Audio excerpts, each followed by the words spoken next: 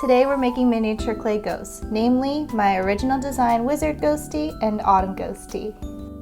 First, we're rolling a ball of white clay into an oval shape that is flattened on the bottom end, almost like the shape of a bell. Then I'm creating indentations along the flat bottom edge to create a draping effect, like a ghost sheet costume. I find that at least 5 indentations look best.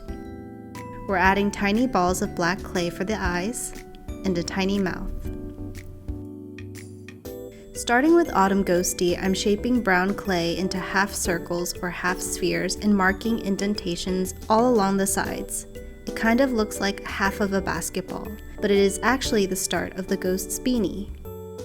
We're rolling and flattening a long strip of brown clay that will be the bottom fold of the beanie. After wrapping the bottom edge of this beanie, I'm adding indentations on the strip as well.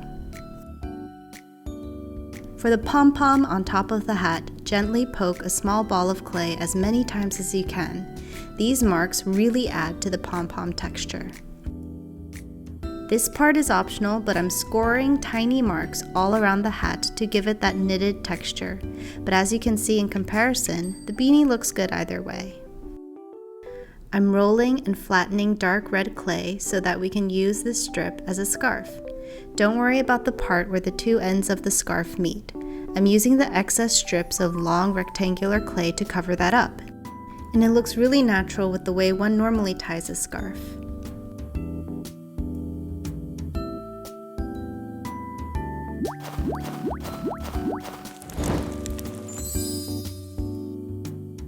This part is also optional. I'm just painting a slightly darker brown between the grooves of the beanie and scarf to add depth and texture. Little story time. You might be wondering, how did you come up with Wizard Ghostie? In October of 2021, I made this piece of a wizard bear and a ghost carrying a trick-or-treat basket. Later on, I thought, why not combine them into one magical character? So I start Wizard Ghostie by making a small cone with dark purple clay for the hat. Roll out a long, very flat rectangular strip of clay that will serve as a wizard's cape. Tie it off with a bow.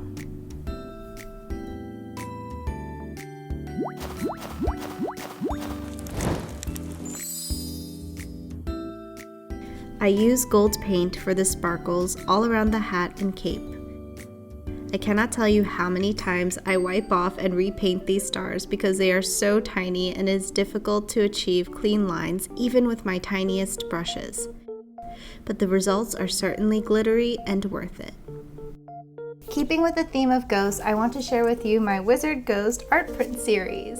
These prints take you through the adventures of Wizard Ghost and friends. I even made a Wizard Ghost sticker sheet that I cut and made myself in my tiny corner studio. When my shop opens, if you take some ghosty items into your home, let me know. I'd love to see them. Thanks for watching. Till next time.